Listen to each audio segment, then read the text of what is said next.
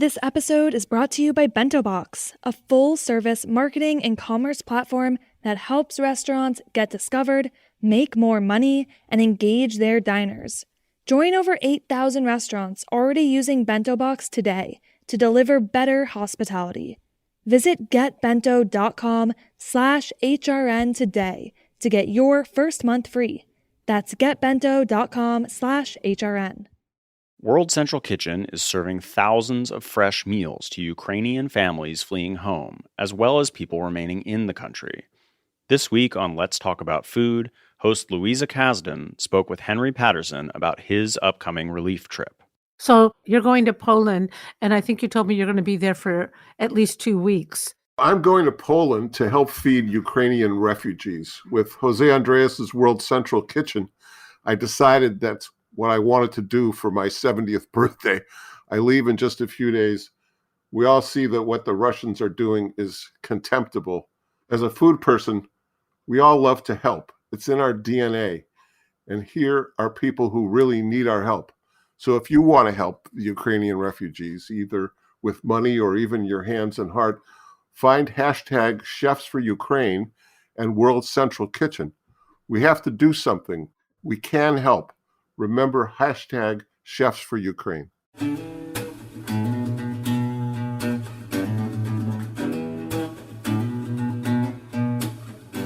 Welcome to Pizza Quest.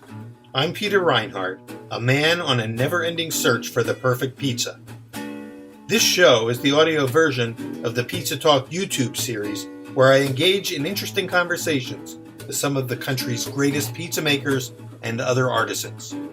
Thanks for joining me on this quest.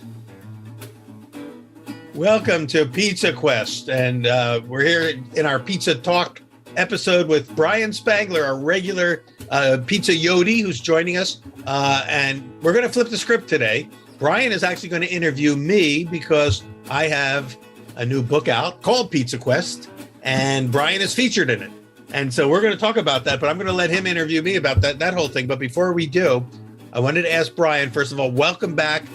You're back in Portland. Welcome back from Las Vegas. You just spent a few days at Pizza Expo, the big expo, and some of the viewers have probably been there themselves, but many have not. So can you give us a little recap of like what your experience was, what happened, any major takeaways, any discoveries? It was the biggest that I've been to. I thought 3 years ago, even 4 years ago, was overwhelming, to be honest with you. Yeah. This time, it's something like, I don't know if it was just because pizza is so much more popular, it gains popularity, and there's so many more pizzaiolos on the market, or it was just pent up demand of people with the coronavirus. Yeah, exactly. I'm thinking the post-pandemic rush. Right. I think everybody wanted to get back to normalcy. I think it was a combination of those two, that we have a bunch of new kids on the block. Yeah. And that a lot of people who knew each other wanted to get back together with each other. It was actually exhausting, to be honest with you. It's overwhelming, I know. In Vegas, and Vegas itself was just packed because it's spring break. Right. And everybody's back in action for now. And right. And you must be exhausted because not only were you there, but you were working there. I mean, yes. you were in a booth. Why don't you talk a little bit about who you were repping and what you did to help them out? Well, I'm now the official ambassador for Pizza Master Ovens. So I was working with them. I didn't have anything scheduled as far as demos or panels or anything, although I snuck into the panel that you and I created. That's right. Tinkering with your dough. I was supposed to be there and I had to bail. So you moderated that panel. Yeah, right. Well, that was funny because I showed up as a surprise, and it was standing room. The place was packed with like probably 30 people standing, and Leo hadn't shown up yet. John hadn't shown Leo up yet. Spazzeri and John Right. Arena, they were the panel, and they got caught up in a photo shoot. They were in a photo shoot and they were running late, so you were there holding the fort all alone. There were probably over 200 or 300 people in the room. It was a good amount, I would say, but yeah, about 150 people. We called that panel "Tinkering with Your Dough." Right? These are people who wanted the answers to their most pressing dough questions. Right. So I ran it by myself solo for 15 minutes until they showed up. And a lot of people in the crowd didn't know I wasn't listed. But, That's right. So it's a good thing I was there, because they would have been 15 minutes of dead air. But yeah, that was great. And then, it was off to the races in Pizza Master booth, which was overwhelmed. We had Justin De Leon from Apollonia's. Oh, wow. Yeah. I got him to come in to the booth on Tuesday, and he made his famous Frico crown pizza. In fact, made the cover. This very pizza that's on the cover of the book. Yeah. Yeah. He didn't do this particular version.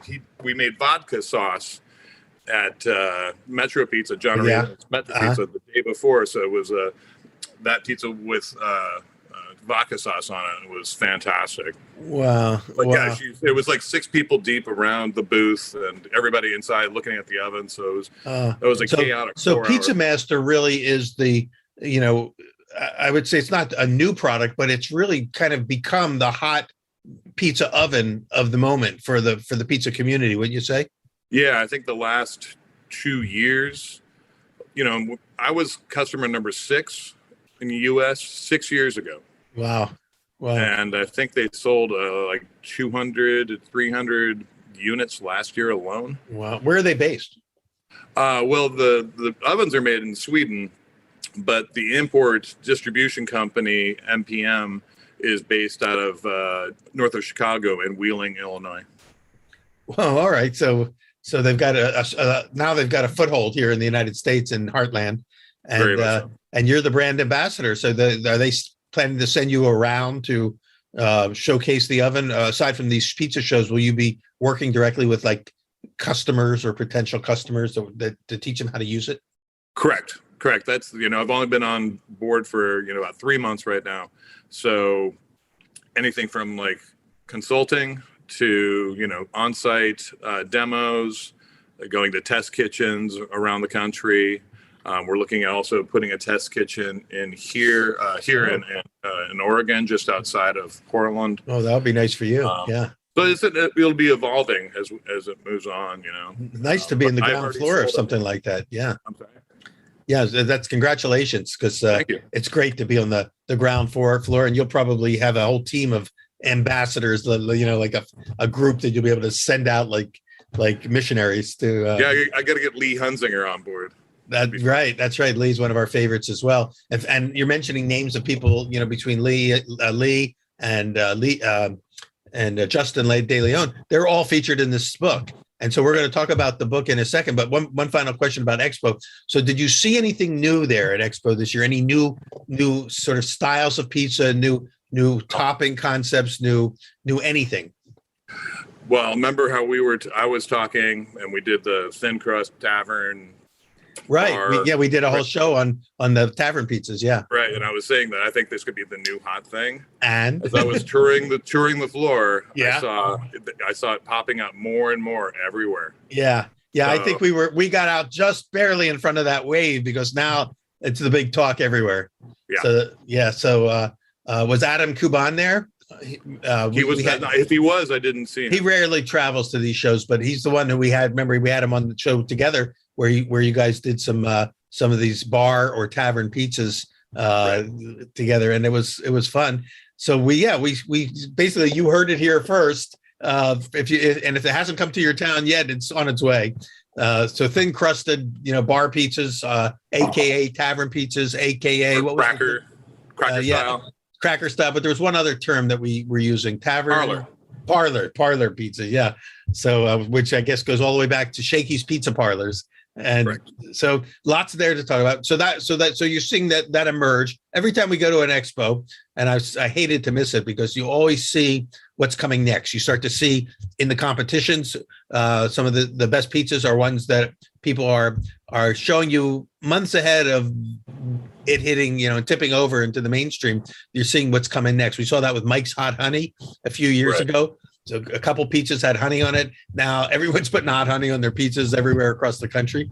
Mike has launched a global brand of hot honey, and it all started in Brooklyn at Paulie G's Pizzeria, and then showcasing it at Expo, and now everybody's using it. So, and you have other manufacturers now making it. There's like a lot of manufacturers or the other brands out there. Yeah, he was smart enough to at least really do some good branding, and because it's you do something great, and then everybody copies you, including the big players, and they come in with a lot of money and they try to knock you out. They let you do all the groundwork, and then they come in with a cheaper product.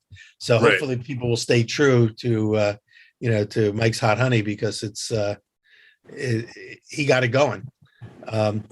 Okay, well, this is great. I mean, I know that there's probably a whole lot more that you could talk about, but let's talk about what we joined today. I'm going to basically turn the mic over to you, and you're going to be the host today. You've been a co-host for many episodes, so this time you're going to take the lead, and you're going to interview the author of this new book, Pizza Quest. Well, thank you so much for inviting me to this episode. Also, I'm so honored to be in this book, because it's very personal to me for many reasons. You and I came from similar backgrounds, being bakers first, owning our own bakery. Yeah. We worked together on the board of directors for the Bread Bakers Guild. I remember sitting and talking to you about barbecue and pizza on my farm. Right. That's right. The surprise was, before you even did a pizzeria, you were talking about it. Yeah. Right. And then two years later, after not seeing each other, suddenly you show up on my doorstep of my pizzeria when you're starting. You were on your book tour for. I was on my first pizza book. Yeah. And unexpectedly, the reporter took me to your new pizzeria, Pizza Shoals. And we reconnected. And my first words were, "So you did it. You actually did it." Yep. So I would like to ask you, because I know, a lot of people know you. Some people know you from the pizza world, and some people maybe watching know you from the baking world, because you've been writing books for many, many years. I first met you when you were just released The Bread Baker's Apprentice. I was working with Tim Decker in Santa Rosa. But tell us about what got you into baking in the first place, and tell us a little bit about your bakery and experience there, which led, just like me, to the pizza world. Yeah, thanks. I was living in Northern California at the time, living in a Christian community. It was a structured community. I was known as Brother Peter then. I was a non-denominational Christian brotherhood that essentially was modeled on the Jesuits and the Franciscans and Jews from other traditions. So we were really not affiliated with anyone. Later on, our whole community decided to go all in Eastern Orthodox Christianity, which is the oldest, most traditional form, because it fit. It was a perfect, sort of follow up to what we had come to on our own. But along the way, we had a lot of skills. And one of the skills that many of us developed was cooking. I had already had a restaurant, when back in my hippie days. And my wife also was a really good cook. She was actually the head cook at our retreat center in Northern California, just outside of Santa Rosa, in the town of Forestville. So we decided to kind of open a little restaurant as a way to provide jobs for the local high school kids and things like that. It was just kind of a service project for us, but we had developed cooking skills. And one of the skills that I got into was baking bread for fun. It was just a hobby, but some of the breads that I came up with were really good. And we knew that when we opened the restaurant, we'd have to showcase some of those breads. One was basically French bread, which was based on Julia Child's original recipe. And the other was a multigrain bread called Struan. It's a harvest bread that nobody had seen before. And that became kind of our most signature product. Well, that led to a whole lot of other things. And what was the name of the restaurant? It was called Brother Juniper's Cafe. And Brother Juniper was a legendary Franciscan monk from the 12th century. And so we named it after him because he was known for his generosity and hospitality. And so we were making the breads to go along with our rest of our menu. And each of us had certain specialties that we did, but I was doing the breads, and somehow the breads caught on and they got traction. And prior to all of this, I was always a writer. I had written from high school. I was the editor of my high school paper, and I always wanted to do writing. I was a film and broadcasting major in college, so I had all that communication background as well. But I never pursued it as a career because I didn't know what I had to write about. And then finally, I woke up a couple of years after being into this operation, and the bakery was growing. People were buying the breads outside the restaurant, and suddenly I said, "I know what I want to write about now. I've got bread as the sort of the central symbol of the story I want to tell." And so I wrote a book called Brother Juniper's Bread Book: Slow Rise as Method and Metaphor. And the idea was, the insight was that slow rise bread is better than fast rise bread. It was all built on that one little conceit. And it just coincided with the fact that the artisan bread movement was starting to take off across America. And so the Bay Area where we were living was a hotbed for all that. Acme Breads and a number of other great bakeries were emerging. And the Bread Bakers Guild came into existence shortly after that. And that's how you and I met the first time, was that we met, I think, at your ranch or your house that was up on a hill, looking down over the valley and outside of Portland. Actually, the first time we met was in Atlantic City.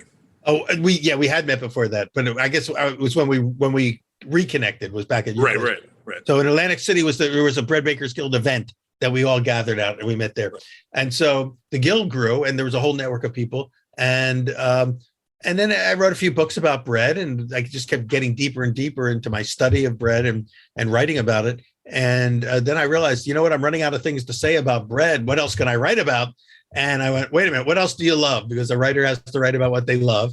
And so, you know what, I love pizza. I love pizza. And what's pizza? It's just bread with something on it. And so that's the book that you held up, American Pie, which I wrote about 15 years ago. That's what, again, brought us back 18. together again. Now it's 18 years. That's right. You signed the inside of this in 2004. Unbelievable. It's hard to believe that so many years have gone by. So that's when a reporter from the Oregonian, when I was in Portland to promote the book, interviewed me. And she said, let me take you to a new pizzeria in Shoal Valley that just opened. And maybe we can do the interview there, and then you can tell us what you think of the pizza. And I walked in, and you came out, and you went, and I said, Brian, you did it, and Pizza Shoals was born.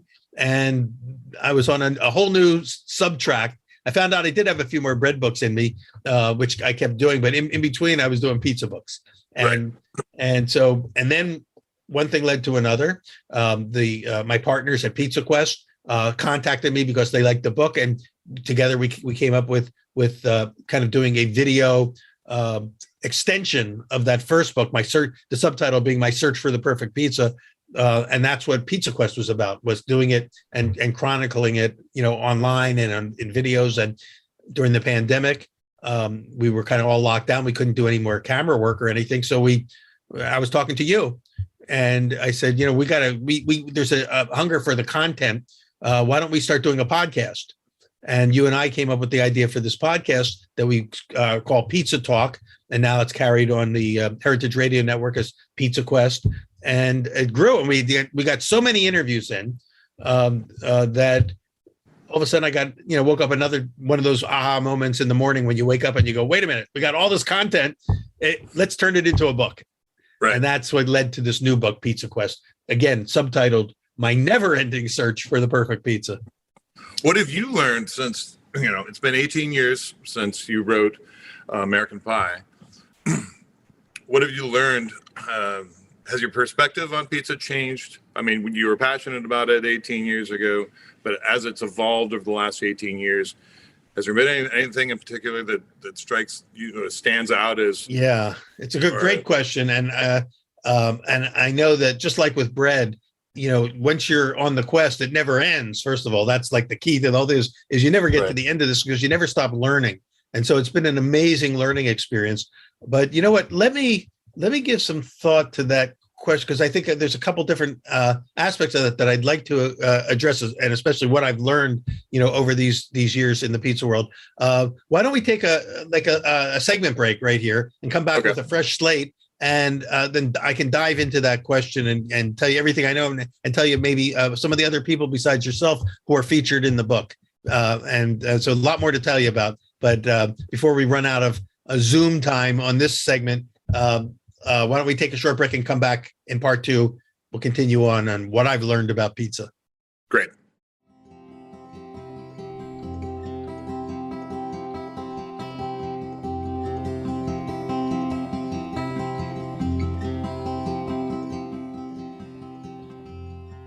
This episode is brought to you by Bento Box, a restaurant marketing and commerce platform that helps you get discovered, make more money, and engage your diners so that you can deliver great hospitality both in person and online. A Brooklyn fan favorite, Reunion is truly a love letter to Tel Aviv. Opening its doors in 2014, customers adore this light-filled cafe for its authentic Israeli comfort food, including shakshuka, falafel, and a variety of mezes. Reunion is one of over 8,000 restaurants that leverages Bento Box to power their digital front door, including their website, online ordering, event management, and more. Visit getbento.com/HRN to learn more and get your first month free. That's getbento.com/HRN. Hi, I'm Katie Mosman-Wadler, Executive Director of HRN. HRN is dedicated to amplifying small businesses that keep our communities vibrant. Today, I'm asking business owners to take part in our business membership drive by supporting HRN's mission with a $500 membership. HRN will shine a light on your work, and you'll help sustain our mission to expand the way eaters think about food. As a thank you for this tax-deductible donation, your business will receive on-air mentions, social media posts, listings on our website, and more. You'll also play an essential role in keeping nonprofit food radio on the air. Go to heritageradionetwork.org/biz to become a business member today. That's heritageradionetwork.org/biz. Thank you for your support. Welcome to Pizza Quest. I'm Brian Spangler from a Pizza Shoals here in Portland, Oregon. And we're here to talk about Peter Reinhart and his new book, Pizza Quest. Peter, we've known each other for a long time, and you've been researching pizza for a long time.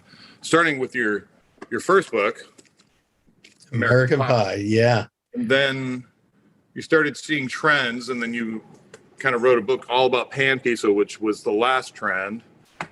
And now we have Pizza Quest, which has got so many different styles from so many amazing artists in the pizza world.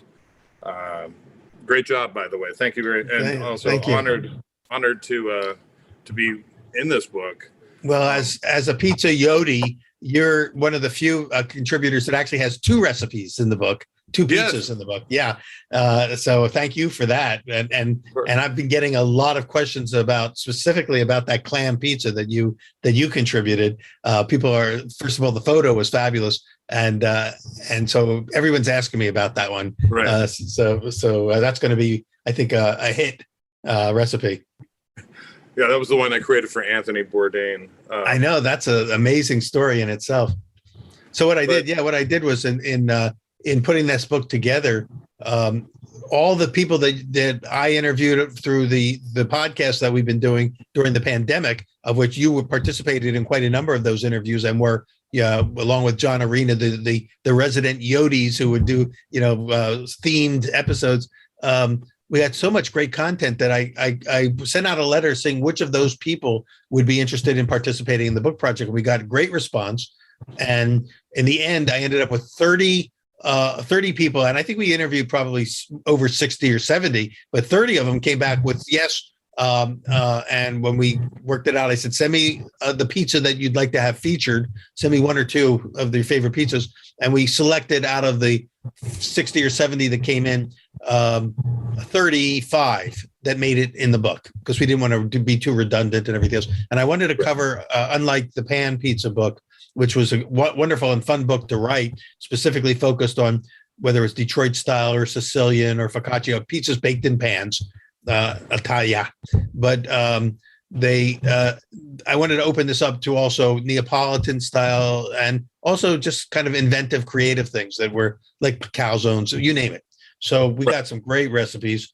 and then the idea was I didn't want to ask anybody for like proprietary recipes or information that was distinct to their process that they weren't ready to share. So the idea was I said, what I need from you is the pizza itself, a description of the pizza, and a great photo, a beauty shot of that pizza. And then I will create a homemaker's version of that will allow an average, everyday cook to be able to replicate and get close to your masterpiece. Right. So as an I interpretation. I call it like a tribute. It'll be a tribute recipe. And as I described it to all the participants, you guys are the Beatles, and I'm the Beatles cover band playing in the lobby of the Marriott Hotel, playing your greatest hits. And so I'm the greatest hits guy doing, I'm the disc jockey for your concepts. And and it worked. It was really a lot of fun to write. I learned so much. You asked me before the break, what I've learned about pizza over the years.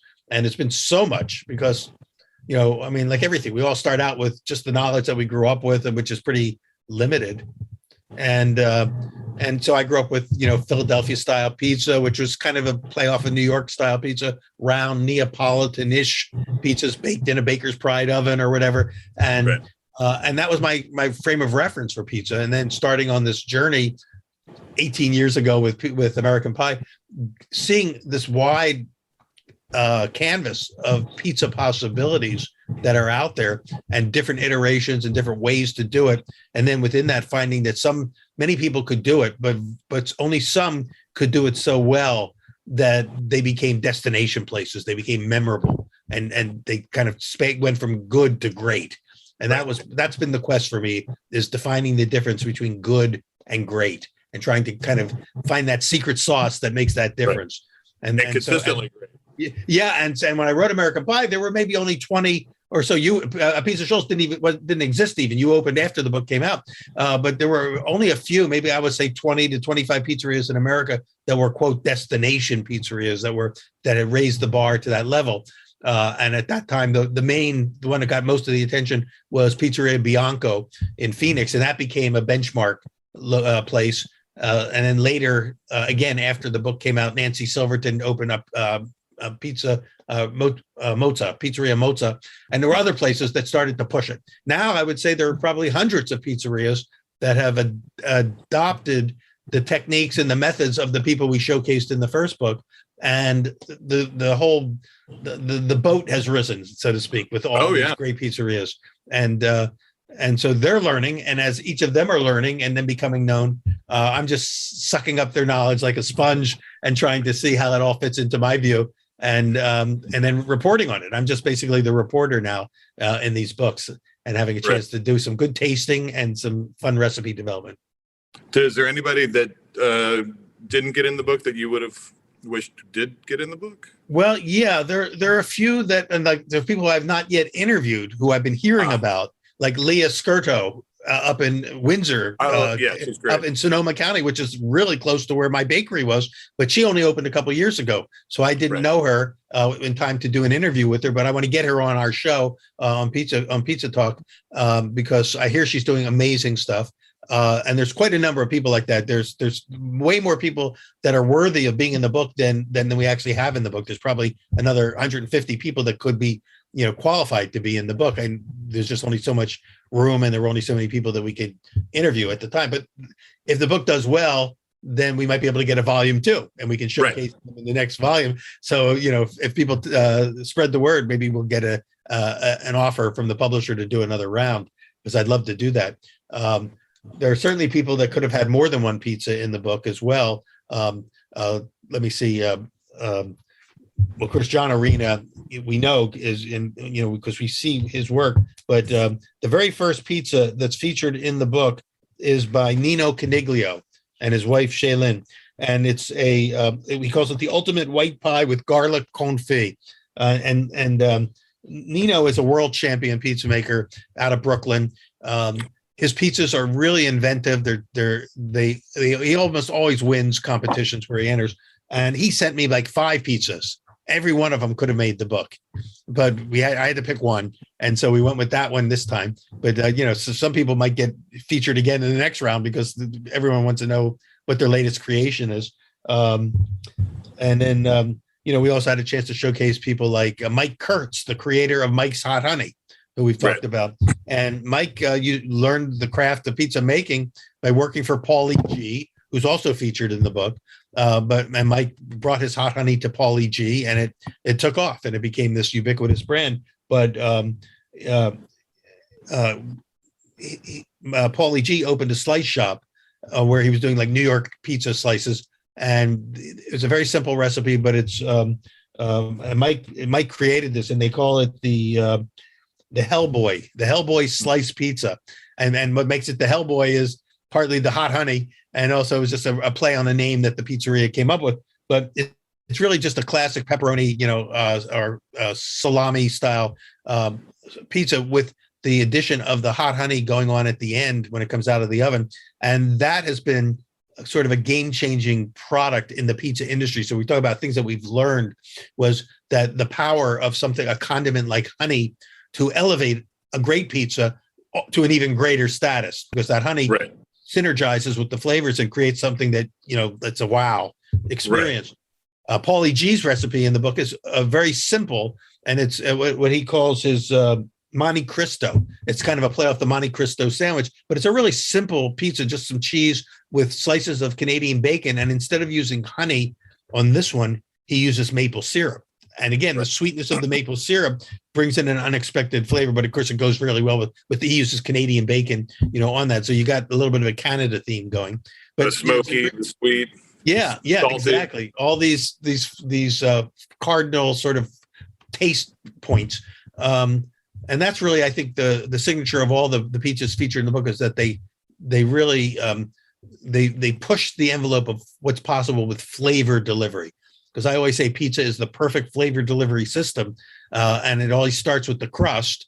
And that's kind of where the part that at least that I felt like I could hold my own in putting the book together is providing enough dough formulas for any of the rest of the pizzas that came in from the contributors, and then the inventiveness of the things on top were provided by these quote pizza luminaries or pizza geniuses, and it's infinite. The number of possibilities just seems so infinite, and we never seem to run out of creativity out there.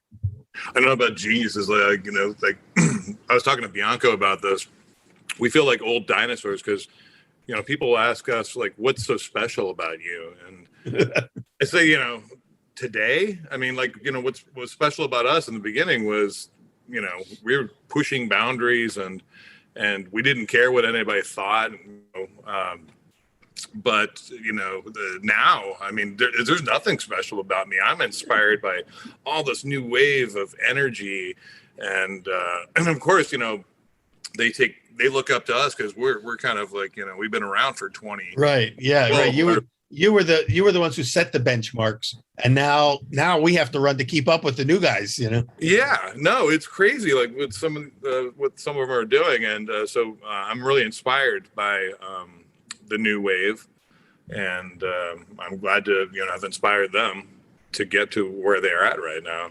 Well, it's true, and like you're in Portland, Oregon, which of course was selected by Nathan Myhrvold and the modernist people as the best pizza city in America, and you're one of the reasons for that, along with the other people. And another Portland pizza maker who's featured in the book is Sarah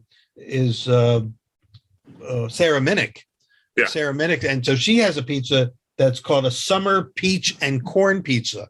One of the things that kind of came out, and I think it's because I was collecting these recipes from everyone, or the concepts from everyone in the summer. So everybody was, excited about peaches and fresh corn. And I got a number of corn pizza recipes, a number of peach pizza recipes, but she put corn and pizza together on her pizza. And of course you can only get it at her pizzeria during those peak months, probably for about a 6-week period, you can get that pizza. And then she's moving on. You never know what you're going to get when you walk in the door at Lovely's. Lovely's 50-50, right?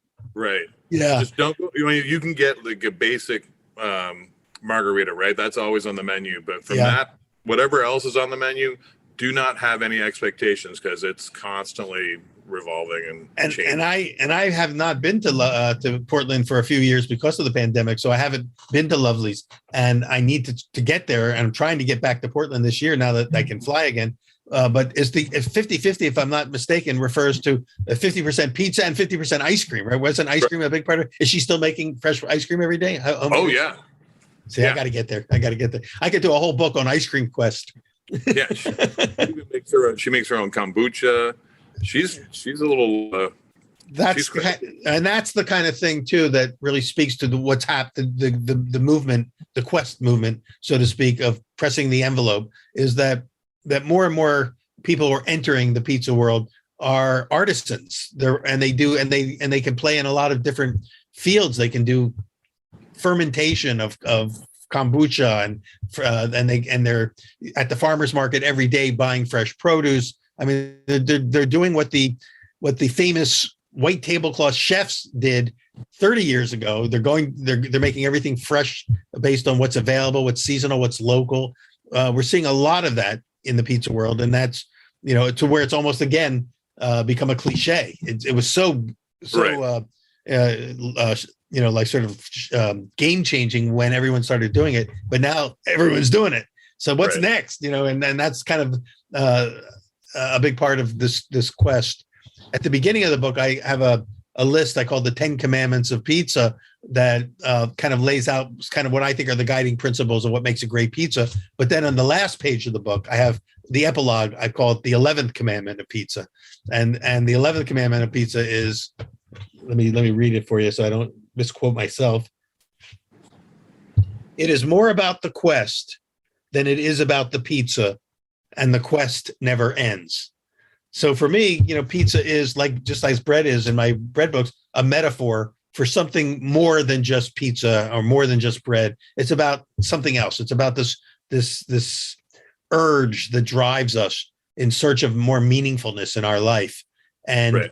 A few years ago, you would laugh if you said that pizza makers could be, at the forefront of that. But now the creativity and the artisanship that's coming up and inventiveness that's coming in through the pizza community, it really does, it is more about the quest. It's people that are pushing the envelope and looking for meaning and purpose and things that a contribution to make the world a better place. I think that's really, part of that quest. And the pizza makers have when you go to Pizza Expo, you're with 10,000 other people who are part of this extended family or tribe. I call it a tribal gathering when everyone gets together. Even in Las Vegas, it's a tribal gathering. Yes. And there's more people in the pizza tribe than there is in the artisan bread making tribe, because I think mainly because you can make more money in pizza than you can in selling artisan bread. Well, Peter, making a living at making bread is it's a tough gig. Well, because you did the same thing. You jumped out of the bread category and into the pizza category because I think you could sustain a lot, a living that way a lot easier. Oh yeah, because I did it the stupid way. Well, actually, I won't say it that, but I followed what Chad Robertson did with his first bakery out in what was that, Point Reyes Station? Point Reyes, yeah. Where he was living with Alan Scott, and Alan built him an oven, an old pottery studio, and he mixed the dough in wood troughs, and barely got any sleep. And Elizabeth would drive it down to Berkeley, and it'd already be sold out. Right. Get 4 hours of sleep and start all over again. Yeah, and that was so revolutionary, and that was like 30 years ago. And now Tartine Bakery is a global brand, and but I think that's cool because a lot of people who are well known now, they started out at the grassroots level, doing everything the hard way, and learning by doing, not from a book somewhere. Right. So so you were at the forefront of both the bread tribe, and then leaped like myself into the pizza tribe. I remember some of the people like Craig Ponsford going, "Pizza, huh?" I was like, yeah. Right. And now, of course, at Craig's Bakery in Marin County, his biggest night is his pizza night. Now he sells slices of pizza and it pays the bills. I can tell you that a lot better than a baguette. Yeah. Well, even at like Tartine, it's not the bread that makes the money. It's all the pastries. The Benoit Saudet is the money. That's right. Yeah.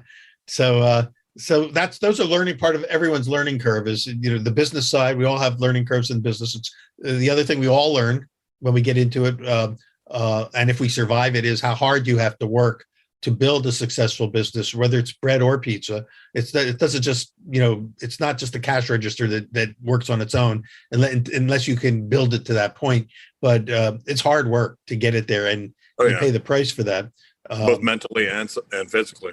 Yeah. But if you're not willing to put in those 10,000 hours or whatever it is that they say the minimum number of hours, you're not going to be able to make that breakthrough.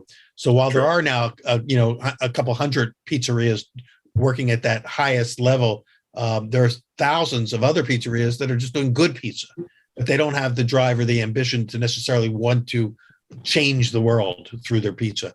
And I think that's one of the characteristics of the people that we're showcasing in the book is these are people that really want to change the world, whether it's through pizza or anything else that they do. They're world changers because they have a perspective of the transformational quality of doing high level work, whether it's in food or any other area. So in your quest for, during your journey, it's kind of a two-part question. Is there anything that we were talking about trends right now, like hot honey is a trend, and for a while there, Neapolitan was a trend, pan pizza, Detroit style is a trend.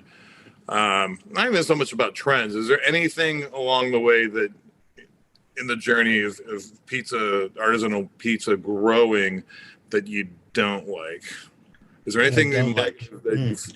That's a good question. That's a hard question to answer. Things that I don't like. Well, I'm not sure. I think that for me, one of the breakthroughs on the positive side of what happened in the pizza world was the realization that it really does start with the crust, that you have to have a great crust and you have to be proud of the crust you're making. And the investment that a lot of the new generation pizza operators, are doing is they're understanding the science of bread making. This is the artisan bread community really contributed to that. They brought the science and the techniques into the pizza world, which is really just another subset of bread. And they're using them. I get calls from, again, like someone like Nino. Nino calls me, and I'm sure he's called you in the middle of the night too. And he goes, I got a question. I need to know about the oven, and the BTUs and blah, blah, blah. And he's like on fire with the science side of it. And this is a guy that can bake pizza, in his sleep, but he wants to know also the science because I want to make it even better. And so that I think has been a big plus. And then of course, because there's a lot of success, the part that you have to watch out for is the people that want to grow too fast. This is what the part I don't like is you get something going, you got a good thing, but then you grow real fast. Or the movement of these franchise fast casual pizzerias, some of which are better than others. It's a phenomenon to me that any of them survive at all when there's usually better pizza around, but yet there's a market for it. And some of them are doing a decent job. I think that if you had to rank like the top franchise or multi-unit pizzerias, Mod Pizza seems to be at the top of the pyramid of success stories, at least today. Will they be able to maintain that success or not? I don't know.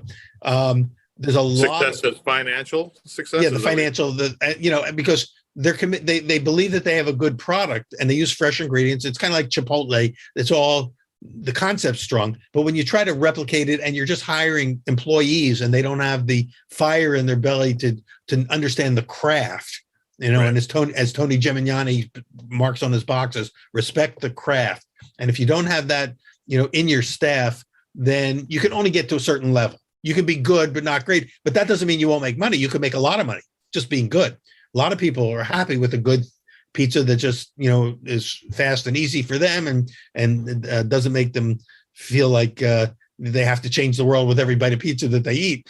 So there's room for that. But I think that the problem is that you can't sustain a lot of growth in the pizza segment if the workforce isn't there. And if you're not training your workforce into understanding the craft side of the business. So I would say, and there have been a lot of these, what would you call them? The Neapolitan fast casual places that you get in line and you walk down the line and tell them what you want on your pizza. And by the time you get to the end of the line, the pizza's coming out of the oven. It's a great concept, and the pizzas are okay because all pizzas are good. There's only good and great. There's no bad pizza. But the problem is that there were so many of them that kind of came out at the same time over the last 10 years that only a few of them have survived, and because there just wasn't enough, to go around. And really, when the pandemic hit, the workforce just shriveled up. So as an operator, how hard it is to cultivate a great staff and keep them, working. So Those are things that I worry about. I can't say that that I don't like as much as I worry about, growing the pizza segment to where we lose the quality and the craft. But there will always be both. There'll always be both. I just I've talked with a couple of local the big companies, the Pizza Huts and the Domino's. I talk with them all the time too. And they have an ambition within the company culture to get their pizzas to at least try to get close to the benchmarks that the artisan pizza makers and the craft pizza makers are doing. But it's just hard to sustain that level over 2,000 or 3,000 shops around the world when, it has to be mass produced. So there's trade-offs that you make. But the trade-offs work for them because they're making money. So, that's the balancing act that everybody has to, and people that are successful like yourself, you reach a point where you have to go, okay, I can't sustain this pace anymore. Personally, I need people to help carry the load. How do I train and prepare the next generation? Right. Exactly. There has to be a plan for the exit. Yeah, I'm trying to work on that plan because my body's starting to break down. Yeah. Well, somebody told me when I had my bakery, and he was a consultant that he just given me a free consult because his wife was a friend of mine, and I said, well, what can you do to help me make this successful? And he said, well, let me ask you this: what's your exit strategy? And I said, I never thought about that. I don't have an. He says, first rule of business: always start out with an exit strategy. And so it's definitely time to get onto it. And unfortunately, I'm afraid we've run out of Zoom time here. I feel like I could talk with you for hours, and of course we do on the phone all the time, Brian. But I think we're running out of tape here, so we're probably going to have to wrap this up. You have one before final we question wrap this for me? up? Yeah, give me one final question. Let's talk about the 10 Commandments that you never touched on. All right. I'll read those, and then hopefully everybody can find the book, which you can find at your bookstores. It's available now on Amazon. Let me get the page with the 10 Commandments. Page 5. It's right at the beginning of the book. Okay, here are these are my 10 Commandments. Right. There are only two kinds of pizza: good and very good. And by very good, I mean great. And by great, I mean memorable. Memorableness means you can't stop thinking about it, can't wait to go back, can't wait to take your friends. This is the determination of greatness. And if you need an example, then you go to a place like a Pizza Shoals, and you know what I'm talking about. 2, there is no such thing as the perfect pizza. There are only perfect pizzas. And I thanked Malcolm Gladwell and Howard Moskowitz, a consultant who kind of coined that phrase that there's no such thing as a perfect pasta sauce. There are only perfect pasta sauces. And I think this is true. There's so many ways to do pizza. There's not one perfect version. When it comes to toppings, more is not always better. Better is better. 4th, great pizza always starts with a great crust. An average crust with great toppings can never be more than interesting, while a great crust with barely any toppings can still be a great pizza. 5, respect the craft. And I thank Tony Gemignani for coining that phrase. 6, the single most important tools for pizza makers are our hands. These hands are the mark of a true artisan. And we thank Rob DiNapoli of DiNapoli Tomatoes for coining that phrase and starting a whole movement. When it comes to bread or pizza dough, understanding fermentation is the key, and time is the most important ingredient. A recipe is a template, a guideline, but it is not a law. Understand the letter, but follow the spirit. Number 9, the only pizza rule that matters is the flavor rule. That is, flavor rules. And 10, tradition should be honored and respected, but as a verb, not a noun. Pizza tradition is constantly expressing itself anew in the ever-present now. Got a little zen on you there at the end. Yeah, So those are my 10. And of course, the 11th we talked about. and everything that happens in the pages between the 10th and the 11th is how to do these, at least 35 memorable pizzas, calzones, focaccias, all sorts of things that are provided by these pizza luminaries that I've had the honor to get to talk to over the last few years. Awesome. Well, I wish you great success on this book. Thank you. Thanks so much. Thanks for your contributions to it. I loved your tart flambe recipe as well. I think that if I was going to make a prediction, I'd say that the tart flambe style of pizza could be the next big wave. That's what I think it should be. I think you're right. And you'll be part of making that happen, I'm sure. All right, Brian. Well, thanks for interviewing me. It's really nice to have somebody throw questions at me. I will look forward. We're going to have you back on Pizza Quest in the future. We're going to do a whole episode on bagels because bagels are now moving into the pizza sector, and I know that you've got some interest in that. We tend to like to try to spot the coming trends. So we did it with the tavern pizza, and I think bagels could be the next one. Maybe we'll do a tart flambe episode as well. Sure, that'd be great.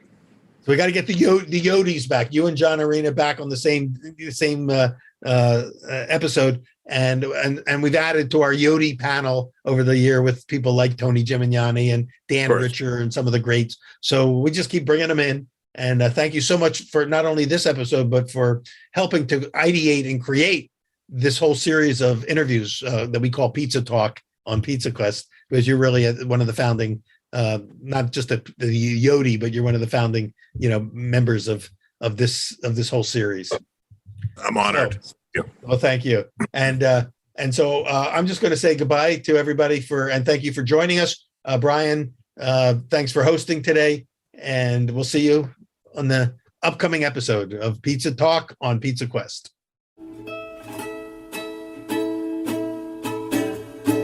Pizza Quest is powered by Simplecast. Thanks for listening to Heritage Radio Network, food radio supported by you. For our freshest content, subscribe to our newsletter. Enter your email at the bottom of our website, heritageradionetwork.org, and connect with us on Instagram and Twitter at @heritage_radio. You can also find us at facebook.com/Heritage Radio Network. Heritage Radio Network is a non-profit organization driving conversations to make the world a better, fairer, and more delicious place. And we couldn't do it without support from listeners like you. Want to be a part of the food world's most innovative community? Subscribe to the shows you like, tell your friends, and please join the HRN family by becoming a member. Thanks for listening.